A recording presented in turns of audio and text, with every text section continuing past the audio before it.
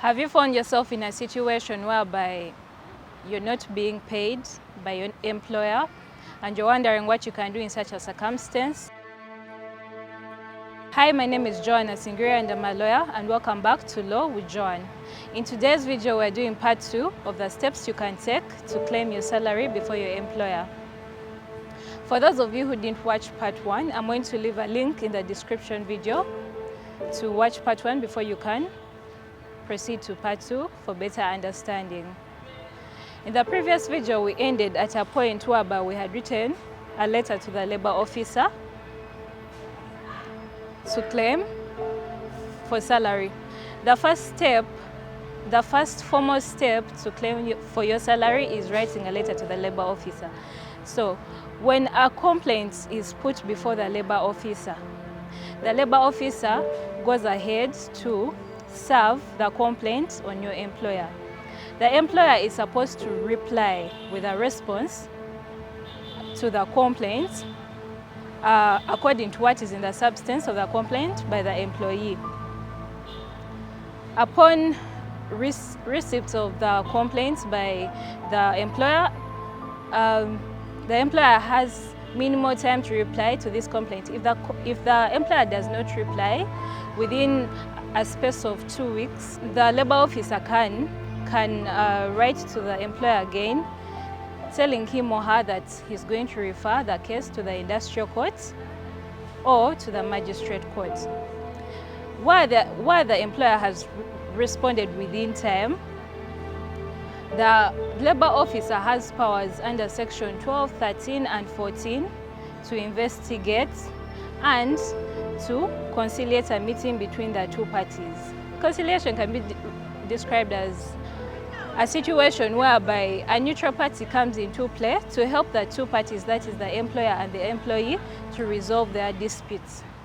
The labor officer can choose to do this himself or herself, or he can choose to invite another third party to actually conciliate the meeting.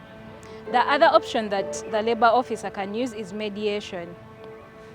Mediation is a non-dispute resolution mechanism that is used, though it is more formal than conciliation.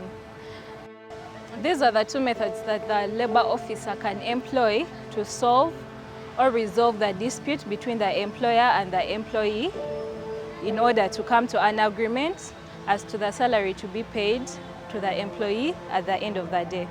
The labor officer can go through the relevant laws with the employer and the employee and to make sure they reach an agreement. While this fails and the labor officer is not seeing any progress, then the labor officer can refer this matter to the industrial court. But while there is a resolution, the labor officer can pass an order or a decision, and this order is supposed to be complied with within a time frame of 7 days. Failure to comply with this order by the employer, this is referred to the labor commissioner, who has a space of 14 days to pass a decision. While the labor commissioner fails to attend to this matter, or whereby the labor commissioner passes an order and this order is not complied with, then the matter is referred to the industrial court. The labor court is a second point of reference when it comes to labor disputes. Why? A matter can't go directly to the labor court. It must first be referred by the labor officer. It is important to keep that in mind so that in case you want to file a labor dispute and you're claiming for redress, you must remember that you must first go to the labor officer. The decision or award that is given by the labor court has the same impact as a decision that is given by the High Court. Therefore, that means that an award or a decision that is passed by the industrial court is enforceable under law. What do I mean by that? It means that it can be imposed on your employer and your employer has no way out until he actually pays you your salary. The other step that you can take, or the other alternative that you can take to get redress under the law, yes, is filing for judicial remedies. These are remedies that are obtained under courts of law. You can file your claim before the High Court, and you can claim for remedies like special damages, general damages. What do I mean when I say special damages? Special damages are those damages that can be ascertained. By ascertainment, I mean those are damages that you are sure about the specific amount that you're claiming for. Take an example. We are claiming for salary in this particular case. You're sure that, let's use easier numbers. You're sure that you get 1 million at the end of the month. So if you're claiming for salary, you're going to claim 1 million. And if you're sure that you've not been paid for 6 months, you're going to get the 6 months and multiply it with 1 million. Keep in mind that when we are claiming for salary, we have two categories of people. We have the people that have been terminated, and we have the people who are still on job. So if you fall under the category of the people that have been terminated, you're going to be claiming for terminal benefits. Yes, you're going to be claiming for salary and other allowances. So for instance, we have already calculated that you're claiming for salary that hasn't been paid for 6 months, which is 6 million. You're going to look at payment in lieu of notice. Before an employer terminates you, they're supposed to give you notice. Why an employer does not give you notice, that amounts to wrongful termination. And under the law, you're supposed to be compensated by payment. By this, I mean, if your notice period, let's take an example, is 3 months, the employer is supposed to pay you 3 times the amount of salary they pay you per month. That means you're supposed to be paid 3 times 1 million, which adds up to 3 million.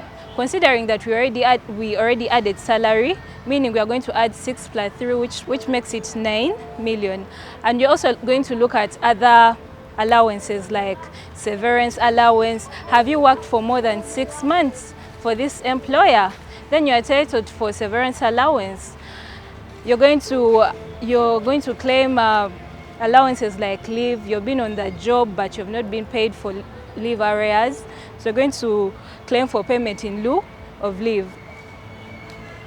Where someone terminates you without giving you notice, in cases of a fixed contract, you're supposed to claim for salary, and you're also supposed to claim for the salary that you would have got in the remaining years for the balance of the contract. I don't know if you get what I'm saying. You're supposed to seek salary for those years that you haven't worked that were remaining on your contract. And if you belong to the category of people who are still on the job and are not being paid, in this case, you're also going to look at your salary. Let's say you are sick. Did the employer make an effort to pay you sick pay that is provided for under the law? You're going to claim for sick pay. Do you have, it depends on the allowances you get. Housing allowances, you're also going to claim for that. The major key takeaways from this, when you're claiming for salary, it's important to know that courts are always willing and able to pay you more than you're actually demanding for. The most common mistake that most people make is they fear to reach out to lawyers to actually seek redress and be able to be paid their salary. Why most people think, I've not been paid, so where am I even going to get the money from to approach a lawyer? What money am I going to use to pay the lawyer? The good thing about labor disputes, if you can actually prove that you've not been paid, the court is willing to order your employer to pay your lawyer. Because after all, where are you going to get the money from if you're not being paid? And the court is willing to pay you 3 times more what you're actually claiming. That's the other advantage of not sitting on your rights when it comes to employment claims. That is it for today. Please do not sit on your rights. You can actually get that money, get that bag Yes. If you feel like this content was valuable to you, please like, share, and subscribe. And hit the notification bell for more content like this. If you feel like someone could actually benefit from this, please kindly share to them this video. Until next time, this is Joan, and I'm Joan.